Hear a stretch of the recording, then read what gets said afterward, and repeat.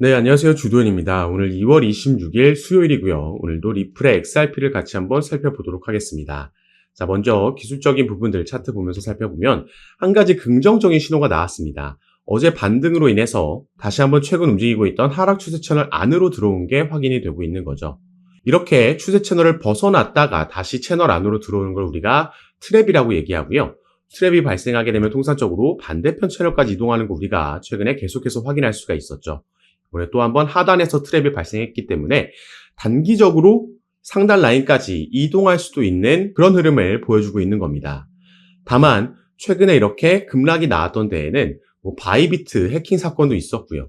또 어제 말씀드렸듯이 트럼프가 캐나다와 멕시코의 관세를 그대로 저번 달에 말했던 것처럼 한 달 유예 기간을 가졌지만 그대로 적용할 거다라는 뜻을 내비치면서 이런 하락이 나온 거기 때문에 우리가 이런 상황적인 이슈들도 함께 살펴봐야 된다 보여주고 있습니다. 자, 그럼에도 리플은 단기적으로 이런 좋지 않은 흐름을 가져가고 있지만 여전히 중장기적으로 봤을 때는 기대해 볼 수 있는 상승 모멘텀을 정말 여럿 가지고 있는 코인이죠. 그래서 또 다소 과장됐다라고 보여지고 있지만 $1000에 대한 의문도 나왔습니다.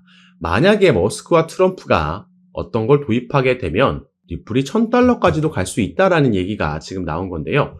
자, 이 내용 함께 보시면 XRP가 미국 국가부채 상환 시스템에 도입이 될 경우에 $1000까지 상승할 수 있다라는 시장의 기대가 커지고 있다 나와 있습니다. 자, 일론 머스크가 블록체인 기술을 미국 재무부에 활용할 가능성을 언급했고 여기에 리플의 네트워크가 채택이 된다면, 선택이 된다면 이런 엄청난 급등을 보여줄 수 있다라고 얘기하고 있는 거죠. 여기에 추가로 이전부터 얘기가 나왔던 이 비트코인의 전략 비축 자산 선택, 여기에 리플도 최근에 계속 함께 언급이 됐었죠. 만약에 이런 내용까지 나온다라고 하면 그때는 정말 로켓 단 듯이 리플의 주가가 치솟을 수 있다 보여지는 부분입니다. 그리고 또 한 가지 우리가 기대해 볼 수 있는 긍정적인 흐름이 소송 관련된 내용이 최근에 나왔었는데요. SEC와 바이낸스 소송이 지금 60일간 중단됐다. 이건 양측의 요청으로 인해서 중단됐다, 연기됐다 말씀을 드렸고요. 같은 날 SEC는 코인베이스의 소송도 연기 요청했다라는 거 말씀을 드렸죠.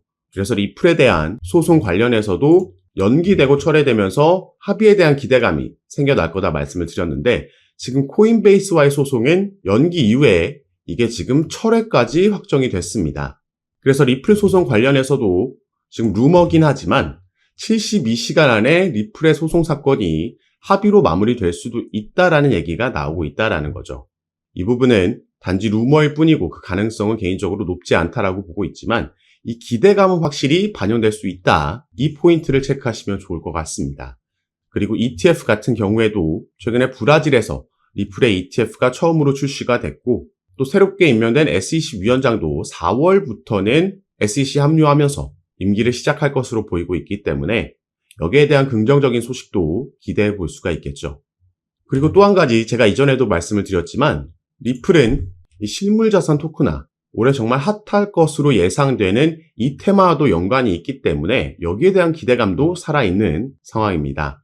그래서 결국에는 이번 2025년 트럼프 랠리의 주인공은 리플이 될 수밖에 없다. 여러 가지 근거들을 우리가 확인해 볼 수 있다라는 거죠. 그래서 지금부터는 그 근거를 같이 한번 살펴볼 건데 지금부터 말씀드린 이 재료들이 리플을 보유하고 계시거나 아니면 신규 투자를 고려하고 계시더라도 올 한 해 끝까지 중장기적으로 봤을 때 가장 핵심이 되는 중요한 내용이기 때문에 꼭 끝까지 시청해 주시고 그 전에 밑에 있는 구독과 좋아요 버튼도 한 번씩만 눌러주시면 제가 이렇게 영상 제작하는 데 큰 힘이 된다라는 점 먼저 말씀드리고요. 추가로 영상 밑에 더보기란 클릭하시면 제가 이렇게 저희 정보방에 참여하실 수 있도록 간편하게 링크를 만들어 놨습니다.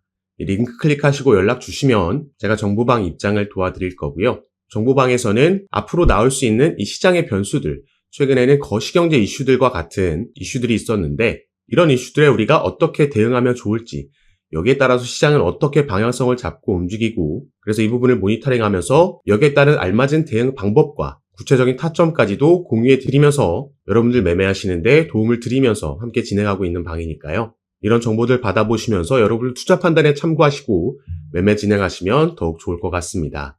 리플이 트럼프 랠리의 선두주자가 될 수밖에 없는 이유는 그만큼 탄압을 많이 받았기 때문이다라고 보도를 했습니다. 자, 이 탄압은 바로 SEC와의 소송을 얘기하는 거죠.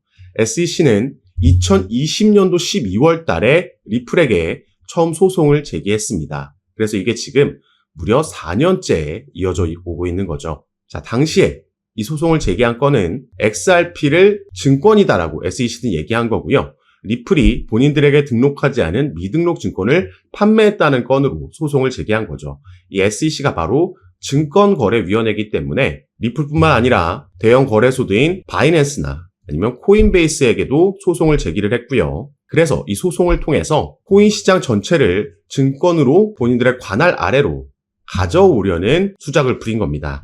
하지만 이 부분이 전부 물거품이 됐죠. 일단 리플과의 소송에서 약식 판결문이 7월 달에 나왔고요. 이때 분리 판결이 나왔습니다. 그래서 1차 시장과 2차 시장을 분리해서 판결했는데 1차 시장, 기관들에게 판매된 XRP는 증권이다. 그리고 2차 시장, 개인들에게 판매된 XRP는 증권이 아니다라는 판결이 나왔습니다. 시장은 당시에 여기에 더 주목을 했죠. 거래소에도 판매된 XRP는 증권이 아니다라는 판결을 듣고 나서 당시에 리플이 급등하는 모습을 우리가 확인을 했었습니다. 그런데 이때 급등을 했다라고 해도 1,000원대를 찍은 거였고 이 이후에 SEC가 여기에 대한 항소를 하면서 이걸 다시 반납하는 모습이 나왔었죠. 지금 약식재판 판결문이 나왔을 때보다 이 소송 리스크에서 해제될 수 있다. 지금 이 소송에서 리플의 승리가 거의 확실시 되고 있기 때문에 이런 상승력, 이런 가격대까지 와 있다라는 겁니다. 자, 트럼프가 당선되기 전에 여러 암호화폐 관련 공약들을 내놨을 때 그 첫 번째가 바로 SEC의 위원장을 교체하겠다라는 거였습니다. 그리고 당선이 되고 나니까 SEC 위원장이 직접 사의를 표명했고 그래서 1월 20일 날 교체가 될 예정이죠. 이 차기 위원장도 이미 임명이 완료가 됐고요. 이는 친암호화폐적인 인물로 지금 임명이 된 상황입니다. 그렇기 때문에 이 소송 건도 합의로 끝나든 아니면 SEC 측에서 자체 취하하든 둘 중에 하나로 결국에는 종료가 될 거라고 시장은 거의 확신하는 분위기고 이게 소송이 진행됐던 만 4년 동안 리플은 여러 호재 소식들이 있었고 사업적인 측면에서도 그 사업들을 다각화하면서 괄목한 성과들을 내놨었지만 그게 시세에 반영되지 않았던 이유가 바로 다 이것 때문이었던 거죠. 그래서 탄압을 많이 받았었는데 이제는 이 부분이 해소될 거기 때문에 내년까지 이어지는 이번 암호화폐 상승 사이클에서 가장 큰 랠리를 보여줄 수 있겠다 우리가 기대해 볼 수 있는 부분입니다. 자, 이 소송이 종료됨에 따라서 그럼 리플이 이제 어떤 재료들을 가지고 랠리를 만들고 상승 모멘텀을 만들지 우리가 살펴볼 필요가 있겠는데요. 그중 첫 번째는 바로 이 IPO라고 볼 수 있겠습니다. 트럼프 당선으로 인해서 암호화폐 기업들의 IPO 가능성이 커졌다라고 나와 있는데 자, 우리가 용어를 하나 말씀드리자면 ICO는 XRP와 같은 이 코인이 거래소에 상장되는 것을 의미합니다. 반면 IPO 같은 경우에는 이 XRP를 발행하는 기업, 바로 리플랩스죠. 리플랩스가 미국의 증권시장에 상장되는 것을 의미합니다. 이게 당연히 더 큰 먹거리라고 우리가 볼 수가 있겠죠. 그리고 리플 같은 경우에는 이 IPO를 사실 이전부터 소송이 진행되고 있을 때부터 준비해 왔었습니다. 그래서 작년에도 이런 기사가 나왔었죠. 리플의 IPO 가능성 솔솔, XRP $600 넘을 수도 있다. 자, 이건 정확하게는 XRP가 아니라 리플이 IPO를 했을 때 나스닥에 상장됐을 때 리플의 주가를 얘기를 했던 거였습니다. 자, 4월 달에 일단 작년 4월 달에요. 리플 같은 경우에는 뉴욕에서 비공개 로드쇼를 개최했었습니다. IPO 관련 로드쇼였고 그래서 당시에 이 로드쇼에 대부분의 투자 기업들이 전부 참여했었다라고 보도가 나갔었죠. 그런데 작년 4월이면 작년 7월에 약식 판결이 나왔으니까 그 전이죠. SEC와의 소송이 어떻게 될지 모르는 상황이었고 때문에 투자 기업들 입장에서는 이 리스크가 워낙 컸기 때문에 이게 더 이상 진행될 수는 없었습니다. 하지만 일단 이 부분을 준비하고 있었다라는 건 우리가 당시에 이런 비공개 로드쇼를 통해서 알 수 있었던 거고 자, 작년 10월 달에는 리플 홈페이지에 리플이 이렇게 이 IPO 관련 포지션을 공개 채용하는 공고글도 올렸었죠. 이런 준비를 하고 있었고 그래서 만약에 추후에 리플이 정말로 나스닥에 상장하게 되면 IPO를 진행하게 되면 리플의 주가는 $600 넘을 거고 XRP 같은 경우에는 $35 이상 갈 수 있다라는 전망들이 나왔던 겁니다. 그리고 이제 트럼프가 당선됨에 따라서 SEC의 소송이 종료될 거라는 기대감에 다시 한번 최근에는 이런 리플이 기업 공개에 착수했다라는 기사를 우리가 당연히 기대해 볼 수 있었던 겁니다. 이게 충분히 내년에도 진행 가능성이 있고 조금 더 구체적인 소식이 들려온다면 이건 정말 리플에게는 폭등 재료가 돼줄 수 있는 그 첫 번째 요인이 된다라는 거죠. 그리고 또 한 가지는 리플이 10월 달에 발표했었던 바로 이 수탁 서비스가 되겠습니다. 자, 리플은 작년부터 무려 2개의 수탁 기업을 인수를 했습니다.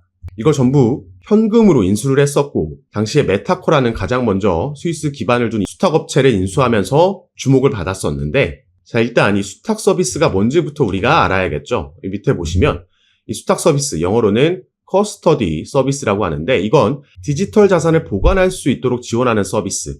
은행과 핀테크 고객이 디지털 토큰을 보관하고 유지할 수 있도록 하는 다양한 기능을 제공하는 겁니다. 그래서 마치 은행과 같은 역할을 할 수 있다라는 거죠.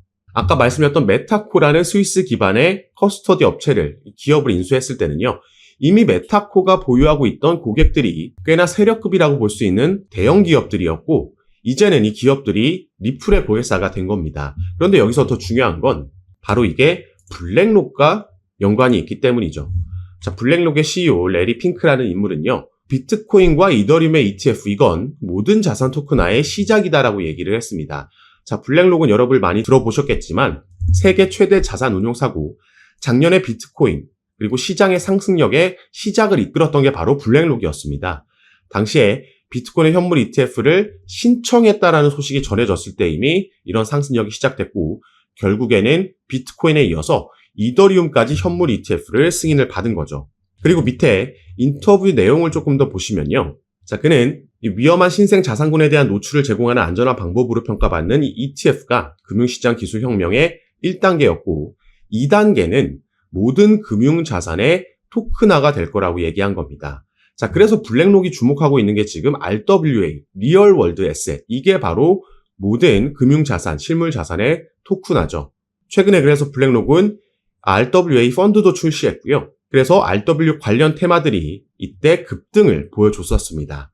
자, 그러면은 이 RWA, 모든 실물자산 토큰화가 어떻게 리플에 연결되어 있는지도 살펴볼 건데 다시 우리가 이 리플의 기사로 돌아와서요. 조금 더 밑에 내용까지 살펴보도록 하겠습니다.